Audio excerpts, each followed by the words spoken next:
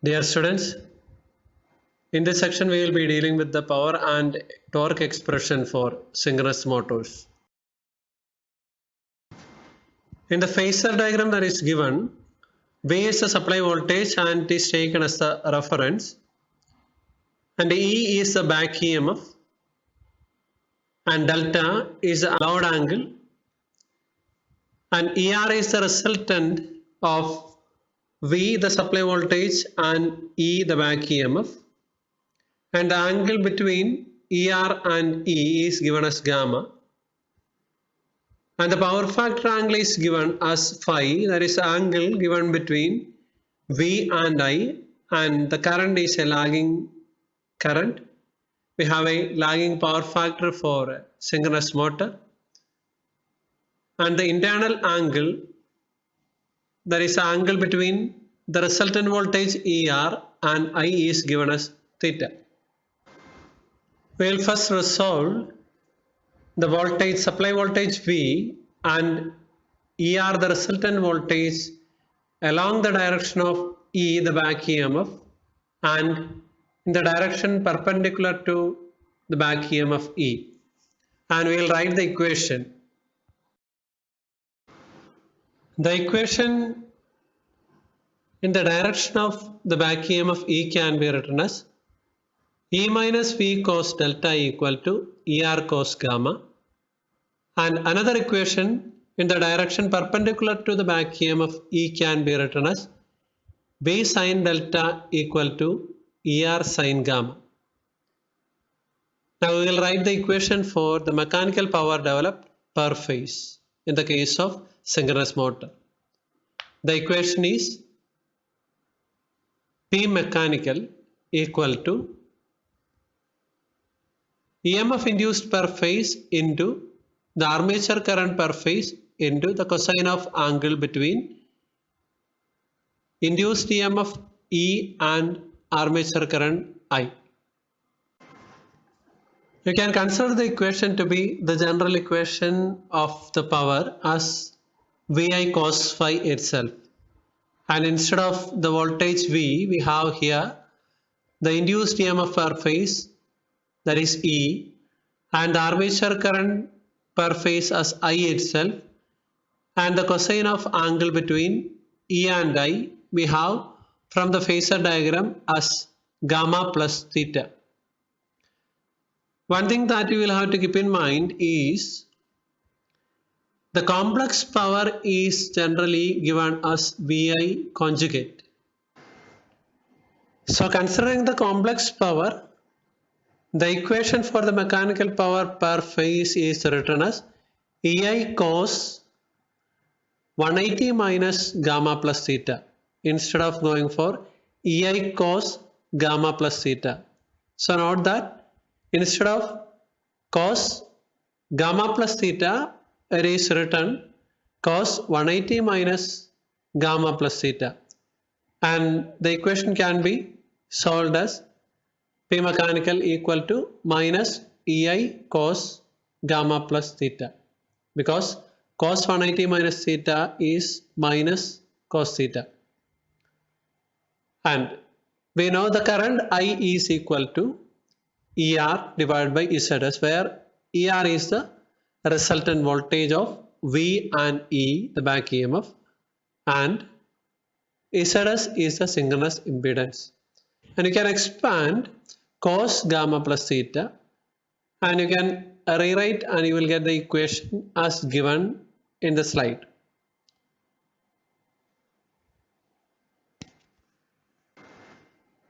In the equation you can substitute for ER cos gamma and ER sin gamma, and finally you will get the equation for the mechanical power per phase as EV divided by ZS cos theta minus delta minus E square divided by ZS cos theta, and theta equal to tan inverse of XS by RA. Now we will consider the condition for maximum power developed. From the previous slide we have the equation for the power developed per phase as P mechanical equal to EV divided by ZS cos theta minus delta minus E square divided by ZS cos theta. We will consider the supply voltage V, the back EMF E, and the angle theta are kept as constant. For making theta as constant, we know theta equal to tan inverse of XS divided by RA. So XS and RA are considered to be constant. So in the mechanical power, the equation given, the only variable considering V, E and theta as constant, the variable term is only the power angle delta. So to find out the maximum power developed, the condition for the same can be given by d by d delta of P mechanical equal to 0, because we have only a single variable in the equation, that is delta. And by solving the differential equation, we will get EV divided by ZS sin theta minus delta equal to 0. Since E, V and ZS are considered to be constant, we can say sin theta minus delta equal to 0 or theta minus delta equal to 0, that is theta equal to delta, and we can conclude for maximum power developed condition, the angle theta should be equal to delta. That is, the power angle delta should be equal to tan inverse of XS by RA, which is the impedance angle itself. Now we will substitute the maximum power developed condition, that is theta equal to delta, in the mechanical power equation. And we have P mechanical equal to EV divided by ZS cos theta minus delta minus E square divided by ZS cos theta. In that equation, we will substitute theta equal to delta and we will get the maximum power developed will be EV divided by ZS minus E square divided by ZS cos theta. And we know cos theta equal to RA divided by ZS. You can refer the impedance triangle for the same. And we can rewrite the same as the maximum mechanical power that is developed per phase is equal to EV divided by ZS minus E square divided by ZS square into RA. From the equation we can conclude that the maximum power developed depends on the supply voltage V and the back EMF E. And we have the basic equation for the power as P is equal to T omega, and we can rewrite the same equation as T equal to P divided by omega, and from the same we can say the torque developed also depends on V, the supply voltage, and E, the back EMF itself. To obtain another equation for maximum power developed, can consider the previous equation that is obtained for maximum power developed P mechanical maximum equal to EV divided by ZS minus E square divided by ZS square into RA. And in the equation, consider E, the back EMF, as a variable. So differentiate the equation with respect to E and equate to 0. You will find the condition for the same as E equal to V divided by 2 cos theta, and the condition E equal to V divided by 2 cos theta can be substituted in the equation P mechanical maximum equal to EV divided by ZS minus E square divided by ZS square into RA, and finally we will get the equation for maximum power developed equal to V square divided by 4 RA. Now we will consider the power angle characteristics of a synchronous motor, and we neglect the armature resistance RA.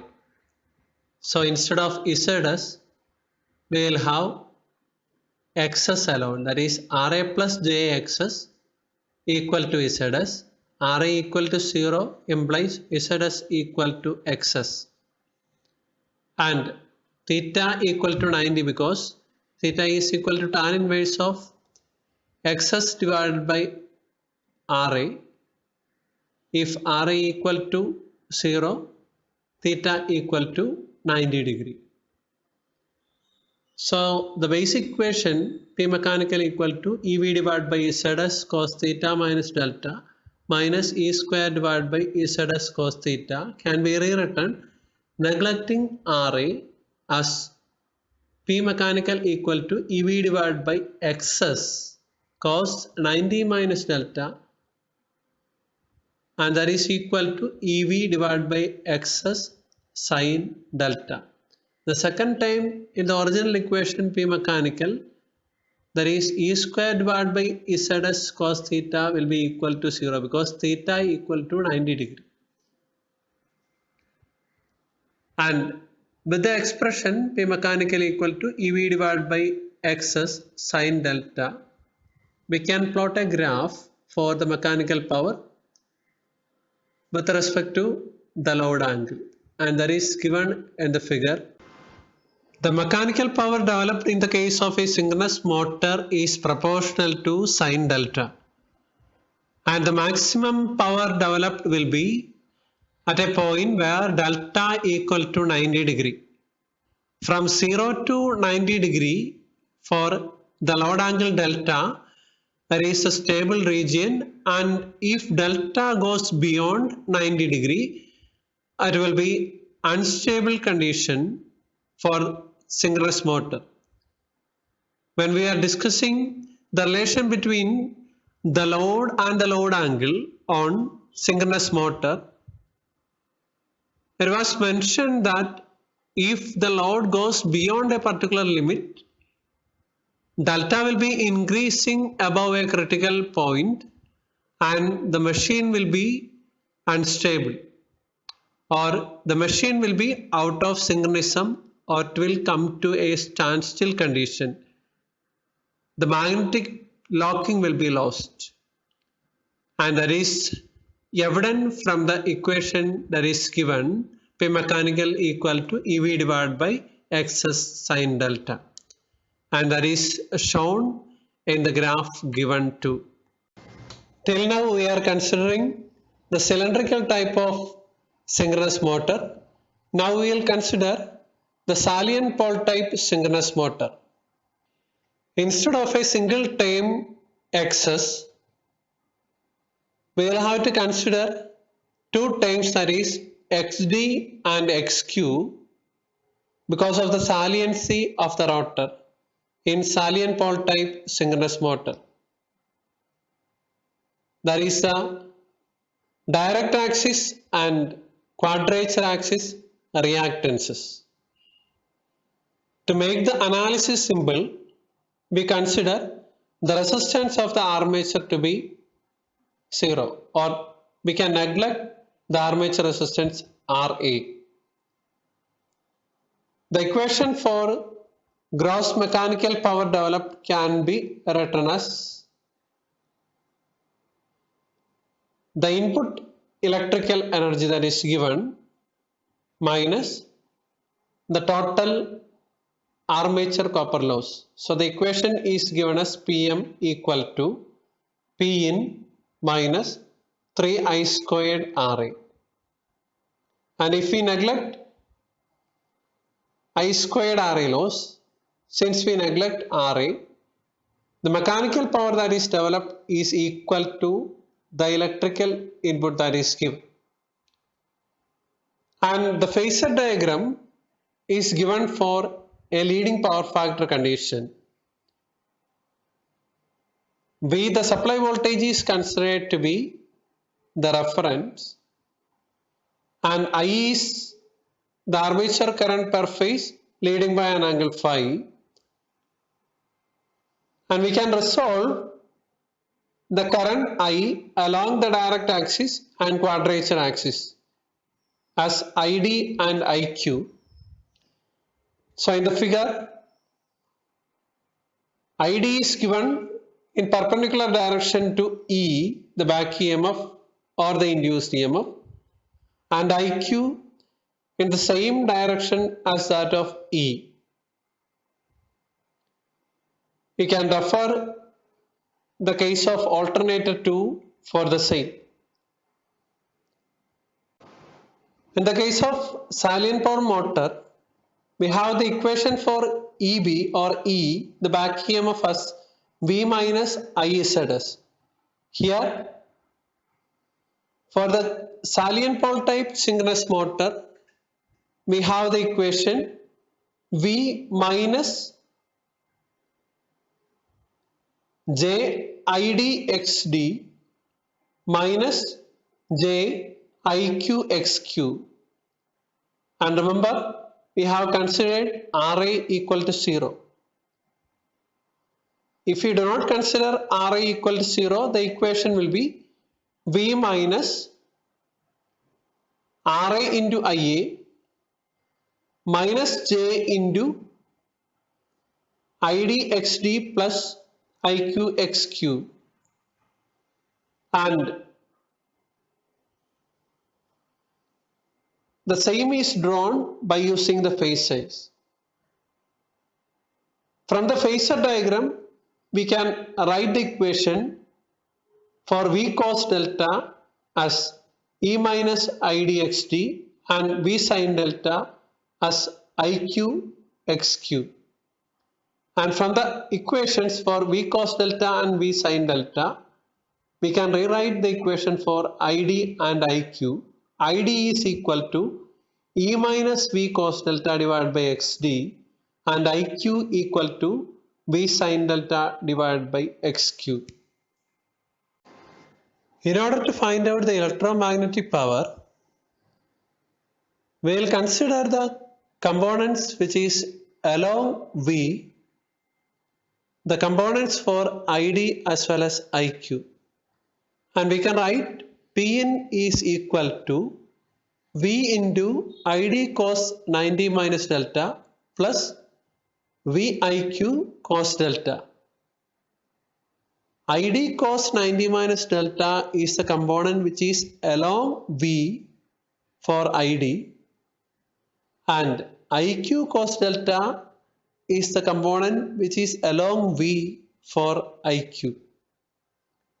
And we can substitute for ID as well as IQ from the previous equations that we have.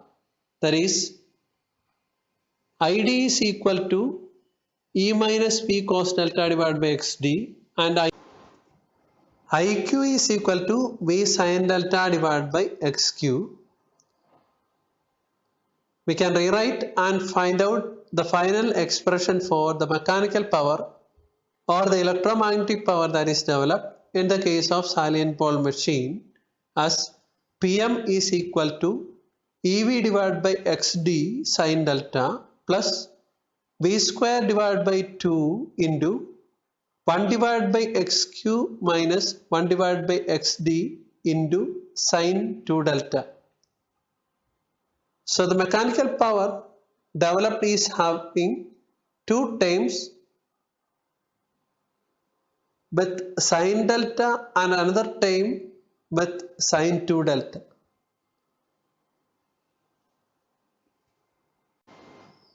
Three-phase power input can be found out by multiplying the previous equation by 3.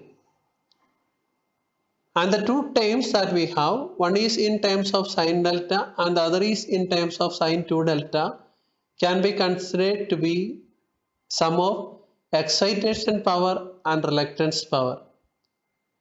Here the second term with sin 2 delta is considered to be the reluctance term because it is having a term 1 divided by XQ minus 1 divided by XD. And in the case of a cylindrical type of machine, xd and xq will be equal, can be equated to xs itself. So the second term will be equal to 0. And you can refer back and find out the mechanical power developed per phase in the case of a cylindrical machine was given by EV divided by xs sine delta. The same equation can be obtained from the expression P in the case of salient pole machine when we consider xq is equal to xd is equal to xs. The torque that is developed can be obtained by the general equation P is equal to T omega or T is equal to P divided by omega, and we have the equation Pm divided by omega or Pm divided by omega is equal to 2 pi ns divided by 60. So you can rewrite as Pm divided by 2 pi ns divided by 60 Newton meter. Regarding the electromagnetic power developed in the case of a cylindrical rotor type of machine, I had already mentioned. When we consider xd is equal to xq, since it is smooth cylindrical or cylindrical type rotor, there is no saliency and there is no difference of reactances, and it is equal to xs, a single term, and we can rewrite the equation for the salient power machine. The mechanical power developed is equal to 3 EV divided by xs sine delta itself. Here, the power angle characteristics of synchronous machines is given, and the first figure shows the power angle characteristics for cylindrical rotor synchronous machine, and the second is for power angle characteristics of a salient pole type synchronous machine. And the first figure corresponds to the equation Pm equal to 3 EV divided by xs sine delta, and the second figure corresponds to the equation 3 EV divided by xd sine delta plus 3v square divided by 2 into 1 by xq minus 1 by xd sine 2 delta. And the two different terms, that is given as excitation power, which is proportional to sine delta, and the reluctance power, which is proportional to sine 2 delta, is given in the figure, and the combination of these two terms as a single power Pm, the total power, is also given in the figure. In the case of power angle characteristics of salient pole synchronous motor, we can find a stable region as well as unstable region, and delta C is the angle, the power angle till where the motor will be operating with stability, and beyond delta C it will be out of stable condition, and the maximum power or the maximum load that can be taken by the machine is also given by the load angle delta C. Hope you have understood the power angle characteristics, the derivation of the equations of power developed in the case of cylindrical type as well as salient pole type synchronous motor, and the maximum power condition and the corresponding phasor diagrams and the characteristics that is given. Thank you.